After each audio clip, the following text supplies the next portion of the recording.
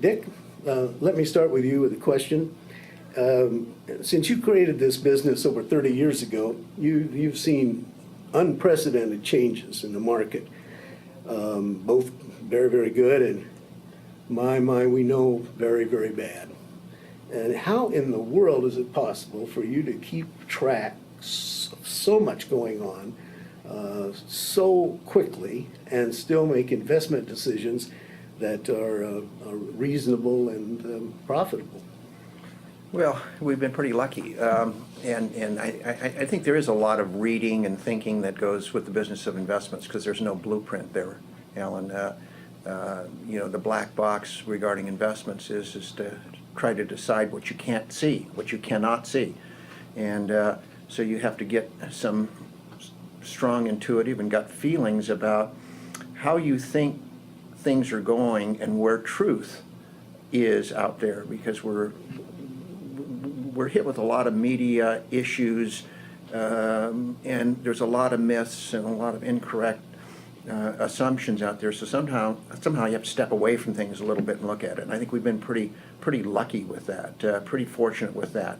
And but it's all set up with a thought in mind that we're trying to stay away from speculative, overdosey kinds of things. Whenever we see some things happening like this .com thing that happened for a while, and certainly the exposure that the subprime mortgage thing brought to real estate and how that was going to evolve, we kind of try to step away from it. I think on one hand we've been successful staying out of these horrible traps, but number two, to be successful, you've got to be out fairly early.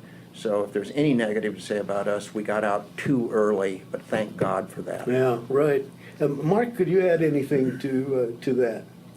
I think with all the technology available and all the social media, there's millions of articles you can read on a daily basis on finances. And one of the things I've observed Dick do over the years, and I've been here 7 years, is be able to sort through all the data and really focus it down on 2, 3, 4, maybe 5 key points. And I think that's what experience brings to you, is it's almost like a filter to filter out all the stuff that really doesn't matter, the noise, and then focus in on the important stuff. And I think you've done a good job of that. A lot of white noise out there, isn't there? A lot of white noise. How do you identify that? How do you realize that what might sound to a non-financial person as something really outstanding is in fact charlatan, or it's certainly not producing what you want it to? Do you have feelings about that, John? Well, one of the things I think is compelling about kind of reversing both of your answers is that we don't know everything about everything, and we don't pretend that we do. We basically pick.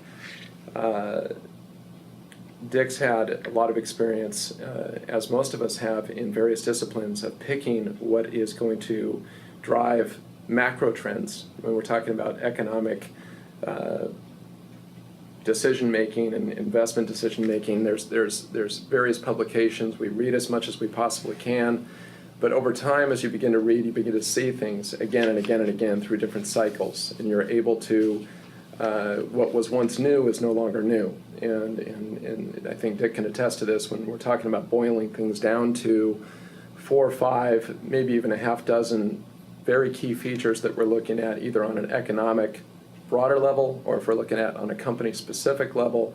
We're able to do that, but we don't do it in a vacuum. We do it independently. We come together as a team. We talk about our thoughts. We share our opinions on what we find, and we have a healthy debate from time to time, which is important.